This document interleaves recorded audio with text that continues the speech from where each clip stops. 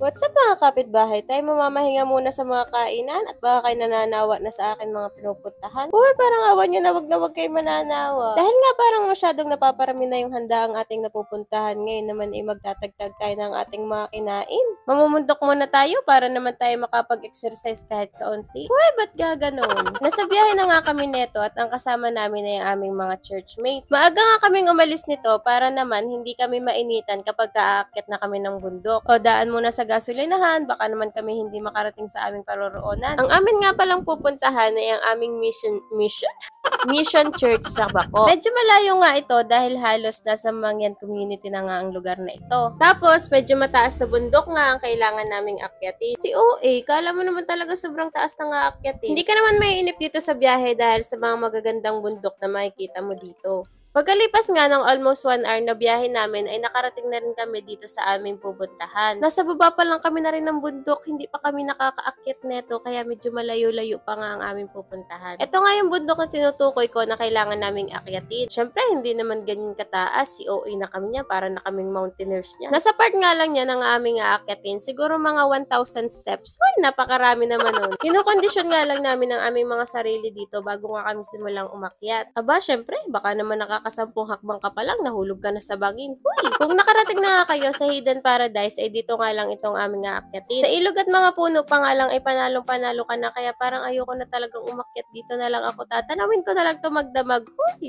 Kaya bago ko pa nga maisipang magpaiwan din sa baba, ay tara na, umakyat na tayo. Hindi ko naman first time umakyat dito mga kapitbahay. Pero every time nga naakyat ako dito, ay talaga namang parang first time mula ang lagi. Lalo na't hindi naman tayo pabata. Dini pa nga lang sa mga paunang hakbang ko, ay talaga namang hingal na ang inabot. Ay kita mo naman, oh hindi na agad makahakbang ang lola nyo. Nasa 1/4 pa nga lang kami ng aming inaakyat ay matatanaw mo na dito ang mga magagandang tanawin. Ay malilimutan mong ikaw ay pagod dahil napakaganda nga ng tanawin dito. At dahil nga medyo mataas na rin ang araw at medyo mainit na rin nga ang aming akyat ay hindi na rin kami nag-aksaya ng panahon para nga mabilis kaming makarating sa aming pupuntahan. At sila nga pala yung iba namin kasamang mga kabataan na kahit sila talagang napapasabi na ayoko na. Huy, paano daw yun? Dahil nga nakakakita na ako ng mga bahayan dini, ay medyo nabubuhay na nga ako ng loob dahil nakikita ko na ang tagumpay. Huy! Ay haggard na ang inyong mga kapitbahay o pilit na lang ang ngiti dini. Huy! Makalipas nga ang humigit kumulang 1 oras sa aming paglalakad ay nakakita rin kami ng mga bata at mga bahay din. Naakala namin ay tapos na, meron pa palang final round.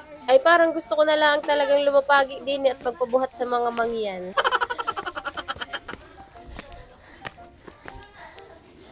Finally!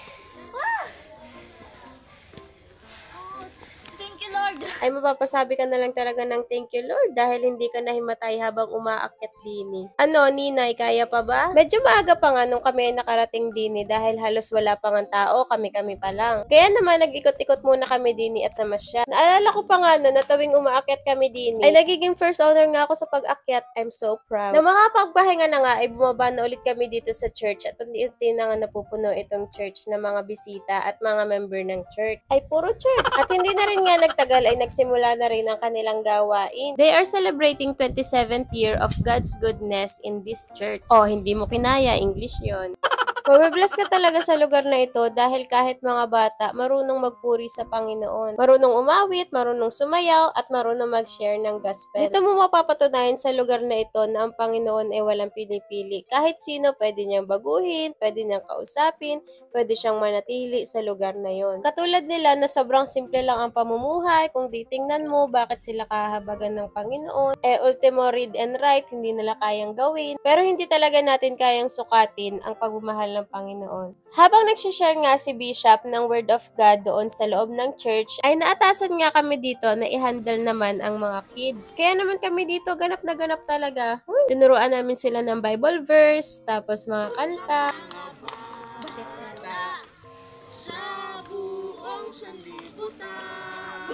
At para naman mas ma-enjoy nga ng mga bata na kasama kami, ay hindi namin pinalampas na makapaglaro nga sila.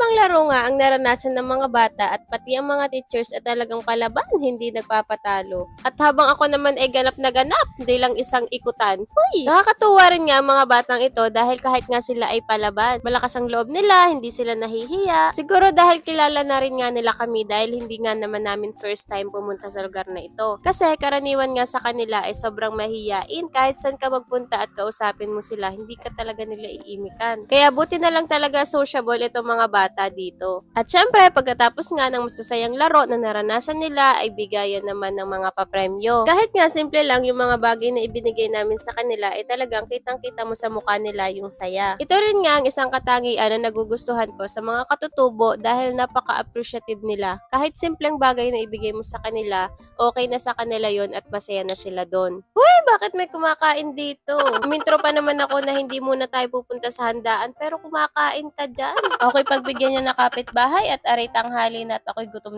na dini. Habang ako nga ay kumakain dini, gusto ko lang i-share sa inyo mga kapitbahay kung paano nga hindi namin first time na makarating sa lugar na ito. Bago nga mag-pandemic ay yearly na rin kaming umaakyat sa lugar na ito dahil dito kami nagdadaos ng aming youth camp. Kasama ang mga daughter churches mula sa Laguna, Batangas, tapos kami sa Calapan. Napatigil nga ito dahil pumasok nga ang pandemic. Tapos ang tribe nila, hindi nila hinayaan na may makapasok na mga ibang taga-lugar dahil nga for safety purposes na rin. Marami-rami na rin nga ang mga umaakyat dito na mga missionaries para magdala ng mga regalo, goods or in-kind para sa mga katutubo natin. Meron ding naghahatid ng scholars para sa mga mag-aaral na katutubo at marami pang iba. Masasabi ko nga na hindi talaga nakakasawang balik-balikan ng lugar na ito kahit nakakapagod umakyat, pero dahil merong mga katutubo na masaya kang i-welcome tapos napakaganda pa ng mga tanawin nila, ay hindi ka talaga mananawa na balik-balikan ito. At ang isa pa nga nagpapa-special sa lugar na ito ay ang kwento ng bawat isa. Kung paano sila nagsimula, kung paano nagsimulang kumilos ang Panginoon sa kanilang buhay, at kung paano ipinaramdam sa kanila ng Panginoon na hindi sila iba at hindi sila mabababang tao. Dahil dun pa lang sa puntong kilala na nila ang Panginoon ay talagang ang Panginoon na ang nagtataas sa kanilang mga buhay. So paano ba yan mga kapitbahay? Hanggang dito na lang muna. At baka ako'y madulas din sa aking pagbaba. Aban ako. Hanggang sa susunod!